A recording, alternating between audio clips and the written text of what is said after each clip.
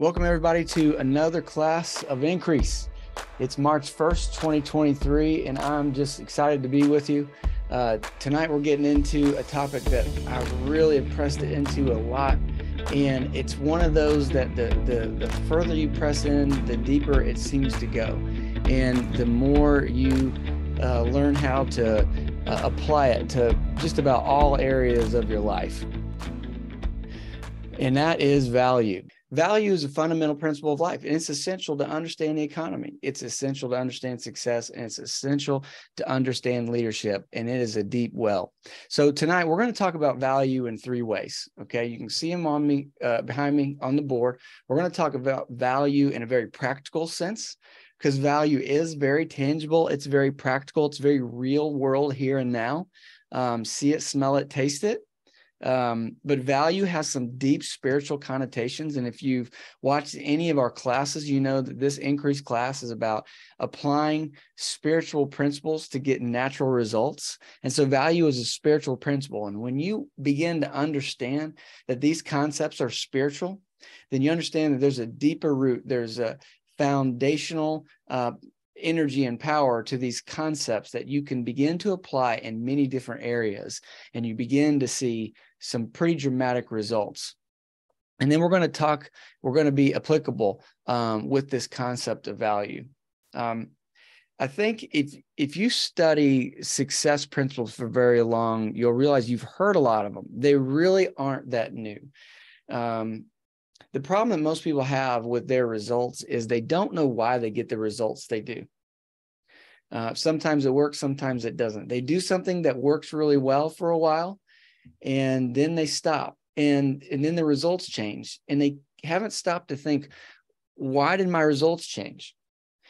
And oftentimes the results change when you change your behavior. And so really taking time to understand the spiritual principles behind the things that you do, behind your behaviors, your thoughts, your actions, then you'll start to have control over your results, because you'll understand the input. It's like an equation. You have input and then you have an output, and the output is super recognizable. Okay. The input, not so much. But when you understand the spiritual principles of Increase, then you really, what you understand is the inputs. You know how to direct the inputs and manipulate the inputs to change the result. Most of the time we're observing results. We want certain results, or we complain about results that we don't like. And that's about as far as we get, and we haven't changed the input or how we use the spiritual principles. And value is one of those. And it's maybe one of the most simple but profound of the spiritual principles when it comes to input. And you can find many ways in your life, all areas of your life. When you look for the value in all areas of your life, you'll see those spiritual inputs all over the place. So let's just jump right in on the practical side of value, right? So there's many types of value. Okay. The definition of value, as you see written on the board behind me, is the importance, the worth, or the usefulness of something. The importance or the worth of the usefulness of something. And so we say something like, this Bible is valuable to me. This water bottle is valuable to me. But we measure value in many different ways. And so the most common way we measure value is with money, right? Things cost certain amounts. There are prices to things that we want to buy, that we want to spend our money on to get a value back, right? We value things in the amount of time it takes or amount of time it saves, okay? We also value something by the amount of sweat, labor, or energy that it takes to achieve or obtain. We also value something based on the influence that we get from it, influence over others, the influence in a marketplace or in a community.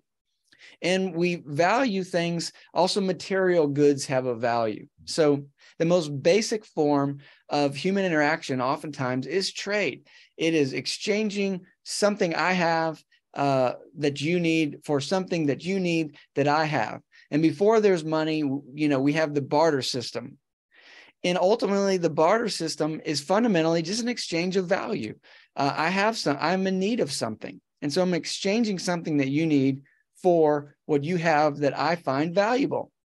Money is just a currency that makes trade possible. It makes the exchange of value easier. It's just a concept, really, if you want to boil it down to. And so we've decided to put dollar bills, which those are going away, also dollar signs on a ledger, on a bank account, on your computer in the form of value. So I no longer have to find something that's valuable to you to get this thing that you have that's valuable to me. Instead, we can exchange things.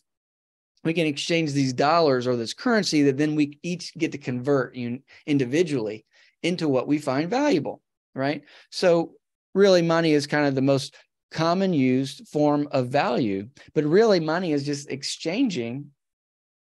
It's a form of exchange of value. Money has value because of what it can purchase for me, okay? What you also got to understand about value is unique to the individual. Value is not the same for everybody.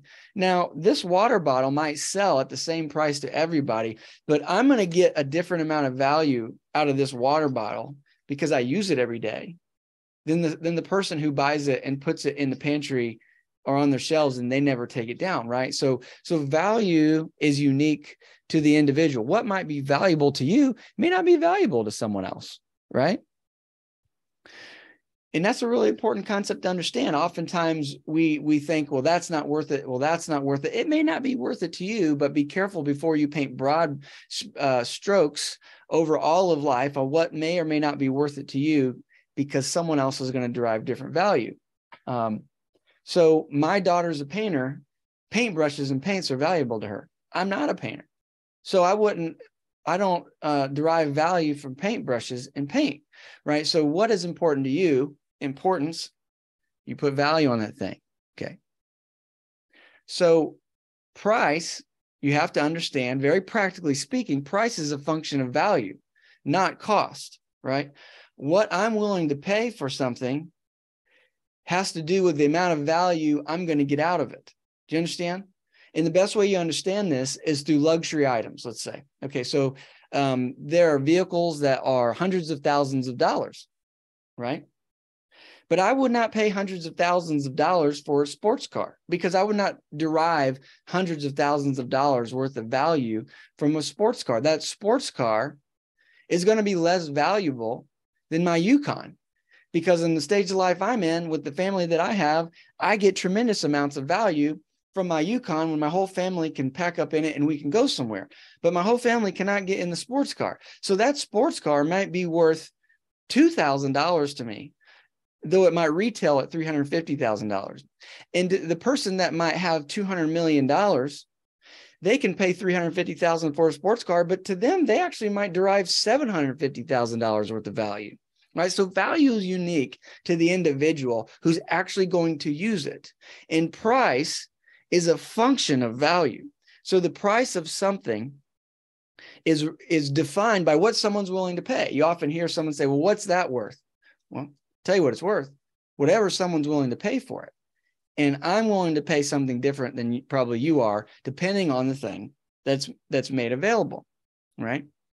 So to understand business, right, and really to understand increase in your life, even if you're not a business owner, you have to understand that business and increase is a result of the exchange of value, right? So business exists when I can exchange value with someone else. I can add value to someone's life. In turn, they give me the money that I value. Same as increase in a general sense, right? It is an exchange of value. You will increase in life as you are able to exchange value with someone else, whether you're exchanging value with the corporation you work for, you're exchanging value with a customer, or even you're someone begging on the side of the street who's asking for money. Is someone exchanging value? And what's the value they're exchanging? Well, the person on the side of the street needs money, and the value that they're giving to the person giving the money really is that person feels good about themselves that they gave the money.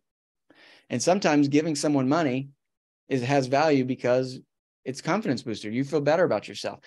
But any way where you see increase, there's going to be an exchange of value. So I want you to start training your mind to see when you want more, you've got to begin to see where's the exchange of value here, right? I want more. Where's the exchange need to happen? What can I exchange in order to get back? We don't have to exchange money, though it often makes exchanges very easy because it's a store of value. It's not necessarily valuable, but it's a store of value. All right. So if you are in business or you're trying to serve a customer, you understand that a customer is willing to pay for something up to the point that they derive value, right? So you have to set your price lower than the value that your customer is going to get from your price, right?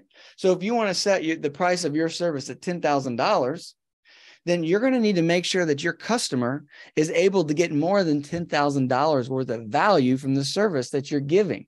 Okay.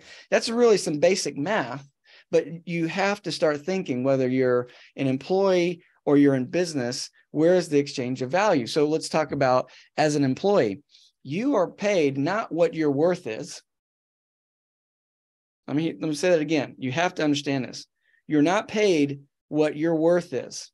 Many people get messed up at work because they derive their self-worth from the job and the amount of money they make. That is a very dangerous pit that you can fall in. You are not paid based on your worth. You are paid based on the value you are able to contribute. Most people are in jobs that limit the amount of value that they can contribute. But it does not mean that their personal worth is low. It just may mean they're in a place where they're only able to give a little bit of value compared to what's possible for them. Okay, we're going to get into that really deep in a little bit in applicable. So stick with me on that. But whether you're an employee or someone in business, or you're trying to get a favor for a favor from someone, the exchange happens when there's value that's exchanged, and the value people will pay in value, in money, up to the point that they get value back. Just like I said, I would not pay $350,000 for a sports car because I could not personally derive the value from it. Okay. The computer that I paid $1,800 for seemed expensive at the time, but I have derived probably 100-fold value from this one piece of equipment. Okay. So exchange of value. So very practical. I think we all understand that, right? So now let's dig into the spiritual principles, the inputs into value. So then we can move into applicable. How applicable? How can we actually put these into action? So value is a spiritual concept, right? It is an input, and we really recognize the output of value. But we need to start recognizing the input that creates the value, because until you can recognize the spiritual inputs that create that value on the back end through money or recognition or fame, then it will always be a mystery and it will always be hit or miss. So we've got to key in on what's the input.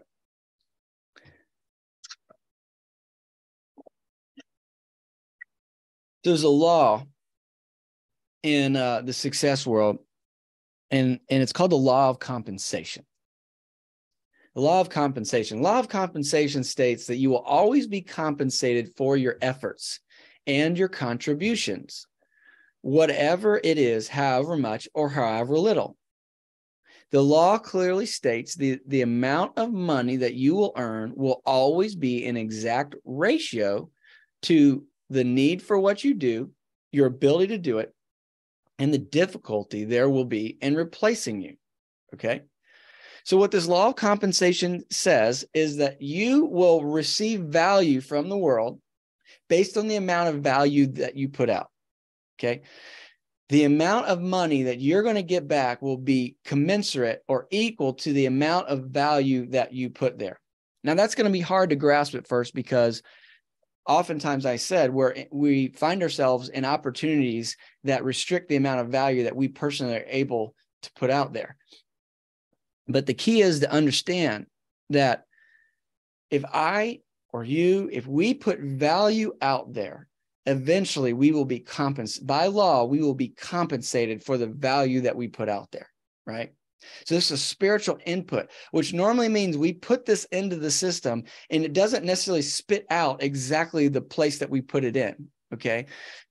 You may add value to your to a loved one's life, but may get the value back from another friend. You may add value to your boss, but you may get it back through some other money that comes to in your life. But essentially, the law of compensation states by law, the amount of money you make, the amount of value you get back is an exact ratio to what you put out there. Okay. All right. If you've read your Bible, you've heard something very similar. And it's kind of a dovetail of a law that speaks of value, and that's the law of sowing and reaping, right? And so we see that in the Bible in two critical places. It's all throughout Scripture, where the Bible tells us about the importance of giving and giving our tithes and giving offerings. But there's two specific Bible verses that we have to know. And if you haven't studied your Bible, write these down. Galatians 6, verse 7 says, "Be not deceived, God is not mocked, for whatsoever man soweth, that shall he also reap." See, Paul writes in the Bible, you could take it to the bank. Whatever you sow, whatever you put out there is what you're going to get back. Okay? He writes in another book, 2 Corinthians, same author, explaining the same concept. In 2 Corinthians chapter 9, you got to understand in chapter 8 and 9, Paul's writing about money. There's no way around it. He's writing about money. And he's telling this church about how to make sure that they're able to get the money they need. And he's saying, in order for you to derive more money and more value, you've got to be generous with what you do have. This is a law of sowing and reaping. So 2 Corinthians chapter 9, verses 6 through 8 says, "But this I say, he which soweth sparingly shall also reap sparingly." So he's equating money with a farmer putting seed in the ground. Okay. "And he which soweth bountifully shall reap also bountifully. Every man according as he purpose in his heart, so let him give, not grudgingly or of a necessity. For God loveth a cheerful giver. And God is able to make all grace abound towards you, that ye always having all sufficiency in all things may abound to every good work." Paul's saying, if you have got to give in order to get. You've got to sow in order to reap. Now, he's specifically talking about money and being generous with your money. And if you're generous with your money, you will find that money comes back to you in many different sources, okay? But the same concept is throughout all of the creation. If you're generous with your time, others will be generous with their time. If you're generous with your labor, others will be generous with their labor. If you're generous with your influence, others will be generous with their influence. Whatever you sow, you will reap. Whatever value you put out in the world, law of compensation, law of sowing and reaping says you're going to get that back in an exact ratio. Okay. So you've heard me say before that you don't get what you want, you get what you are. Now, that's a quote from Dr. Wayne Dyer. You don't get what you want, you get what you are. We've spent many classes talking about the importance of becoming more on the inside so that we could experience more on the outside, right? So we become more so we can have more. So very similar to that, you don't get what you want, you get what you give, okay? You have to become more to get more, but you've got to learn that if you want to get more, you've got to give more. So that's a simplified way of summing up the law of sowing and reaping and the law of compensation. You get what you give. So if you want to increase and you want more value, then you're going to have to become more valuable. You're going to have to become more valuable on the inside in your character. And you're going to have to become more valuable to the world in your service, in your love for others, in the way that you give of what you have. You can give in money. You can give in time, you can give in your sweat, you can give in your energy. A lot of people really focus when they read these Bible verses, because Paul was talking about money, they get really focused on giving money to get money. And trust me, you can give money to give money. If you are generous, generosity will come back to you. That is a law. But a lot of people miss the importance of giving energy, of giving sweat, of adding more value where they work, where they go to church, in the family that they live, in the community that they volunteer, continuing to add more value so that they can get more value back. Any time that your input into the system is what you're giving out, whether it's your money, whether it's your energy, whether it's your effort. And then what you get back is the increase of value. Okay. So now hopefully you're starting to see what your inputs are. These spiritual principles. These are all my inputs. Many people think that their input is limited to what their job description is. And it's limited to the pay that they've agreed on with their employer. No, your input is limited to how much you're willing to put out there. Trust me, the law of compensation states that you're going to get back an exact ratio that which you give out. So though you might be limited to a $15 an hour job, if you start to put $20 an hour of value out into the world, eventually that money's coming back to you, right? You'll either get the raise, you'll get the promotion, or a whole new opportunity is coming back to you. I can guarantee you that I've experienced this so many times in my life. I think I've told you before in other classes. My job hunting strategy has been the phone rings. The phone always rings. See, when you become ready for the next step, for the next opportunity on the inside, the opportunity comes. When you're giving more value than your current opportunity, then an opportunity will present itself that allows you to give more value. Trust me, you are not limited by your job. You might feel limited, but you're only limited by what you're willing to give out there. Okay. See, many people aren't receiving the more because they're focusing on the wrong side of the equation. They're focusing on the output. They're focusing on the $15 an hour that they've agreed upon with their boss. They're focusing on the results they're currently getting. Or maybe they're even focusing on their dream, but they're not getting it. See, your focus and attention has got to shift from the output to the input. You don't really have real control over the output. Paul wrote in 1 Corinthians, he says, I plant, Apollos waters, but it's the Lord who brings the increase. See, your increase is ultimately in God's hands. So you're going to have to be patient and wait for his mercy to give you that value in exchange. So you really can't control when that's going to come to you. But what's the one thing you can control? The one thing you can control is the amount of value that you put out into the world, whether that's through your giving or that's through your sweat, your labor, your effort, right? So we've got to start taking our focus off of our current results and put it on our input. We got to take our focus off of our goals and the achieving of our goals. And we've got to look at what the input is going to require to get those. And once you've established what you want, then you go to work on the input, and all your focus is on input, and you are just pushing out as much value as possible. The quickest way to achieve any goal is to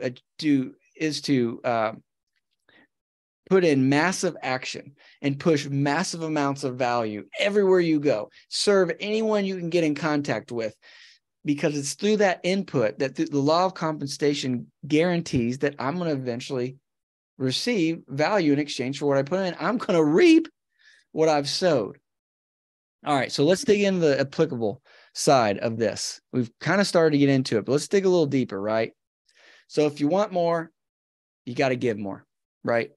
Another way to say it is I've got to add more value. Another way of saying it is I've got to exchange more value, okay? I can't control my harvest, but I can control what I sow. All right, so let's look at a couple of examples. So let's say you're someone who wants a raise, right? You make $20 an hour, but you're really hoping to get up to 25, okay? Or you make $100,000 and you'd really like to get a raise to $150,000, okay? So based on this law of compensation and the law of sowing and reaping, what do you need to do to get the raise? You've got to add more value at work than what you're getting paid for. See, right now you're getting paid for the value that you're giving, or you're getting paid for the value that they're deriving. You've got to start pushing more value than what you're getting paid for. Okay? You start adding more value, and just like I said, that raise, that promotion, or a whole new job opportunity by a law of compensation will come to you. Now, that's really hard when you don't like your job, and that's really hard when you feel underappreciated. And that's really hard when you see no path ahead. It's really hard when you're in a role where your boss isn't quitting anytime soon. When you're mid-level manager and the upper level management is not moving, and you're in a company that feels like it's contracting and not expanding. Okay. But what you got to understand is God will not be mocked. Whatever you sow, that's what you're going to reap. Okay.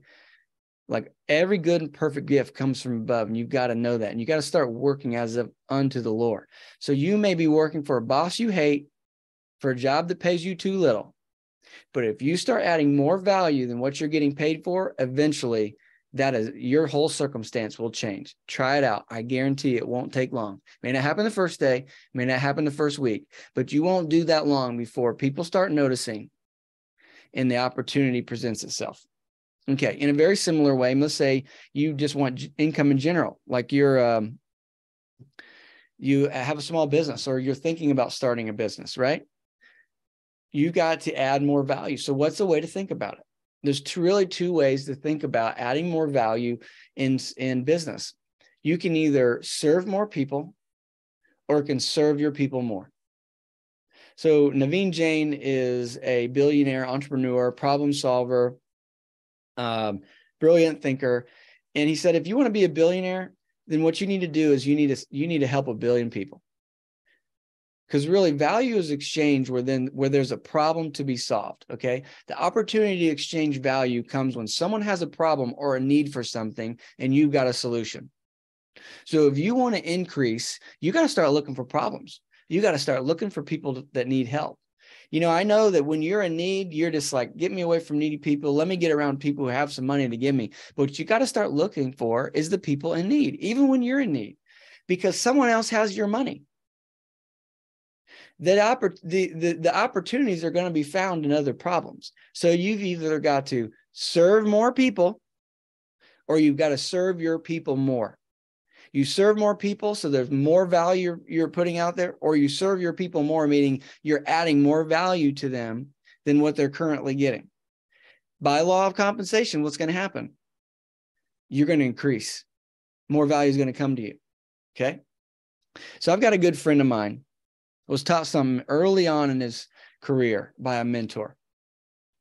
And my friend owns a landscaping company, successful guy, is a partner with us and some of our real estate development stuff. Just a great partner in what we're doing, right? And so he's a vendor to us and a successful guy. And early in his career, he had a mentor tell him, he said, when you go on a job site or you go to a business or you go to someone's house, look around for all the money laying around and make sure you pick it up. See, the money laying around was all the things that needed to be done, all the unmet needs, the mess, the trash, things that need to be picked up. And so this person has gotten incredibly good at finding the needs laying around. And he has become invaluable to me. He has made himself so valuable to me because he finds my problems. And guess what we're willing to do? We're willing to exchange value for that. He solves a problem for me, and we are happy to pay for him to solve that problem because it's a problem that I can't solve without someone like that's help. He's got equipment. He's got manpower. So oftentimes I can just ask him to take care of things that other people would snub their nose at because to him, it's money laying around and he's picking up that money. So you might think about it. When you go to work tomorrow, look for the money laying around. Look for the problems. Look for the things that aren't going well where you work or the business that you run. Start to solve them. Where you find the problems, you find the opportunities to add value. You find the places where you're going to begin to increase. Now, let me make this really practical for you. Your greatest potential for increase, your greatest potential to receive value, solving other problems will occur when you use your gift to add value to someone else's life. There's lots of things you're undoubtedly physically capable of doing, okay? But your greatest potential will be using your gift because, as we've stated in other classes, your gift is the thing you do best with the least amount of effort. Your gift is your superpower, and your gift is probably something you do better than anyone else on the planet. So it would be a waste of your effort to go try to create an income or bring more value to you doing things other than your gift. Okay. If your gift is communication, then it would be a real waste of your energy for you to go add value, just digging a ditch, doing heavy manual labor or moving heavy things. Now, there's nothing wrong with moving heavy things, doing manual labor. I've done plenty of it. And there are certain people who have gifts at that, right? But your greatest potential to increase will be when you use your gift. Okay. So what you're looking for is environments where you can use your gift. Now, oftentimes we take the journey we've been on and we learn about an industry, and then we're able to expand in our gift because of our knowledge there. But ultimately, it's getting to a place where your gift makes room for you. So my gift is that I see the way. So I have a leadership gift. Now, I started my career as a grunt on a job site, just mixing concrete and shoveling sand. And I really wasn't using my gift, but I didn't know anything about gift. But what I ended up doing was through hard work and just sheer learning, I started learning more. And because I learned so much and I got good at working with my team, then I worked myself into positions of leadership and then creating my own businesses.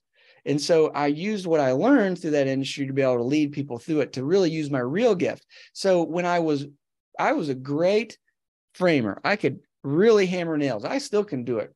I'm really fast at building things out of wood, but I'm really limited to the amount of value that I can make, because a framer really is only going to make $20, $25, $30 an hour, right? I make a lot more money than that leading those people, using the leadership, using my gift. It's not just the leadership, it's using my gift, leading people that do that skill than I ever did using that skill, but it's in my gift. So you got to start looking for environments where you can use your gift. Now, I want to present a concept that we talked about last week, and I want to put it in this context.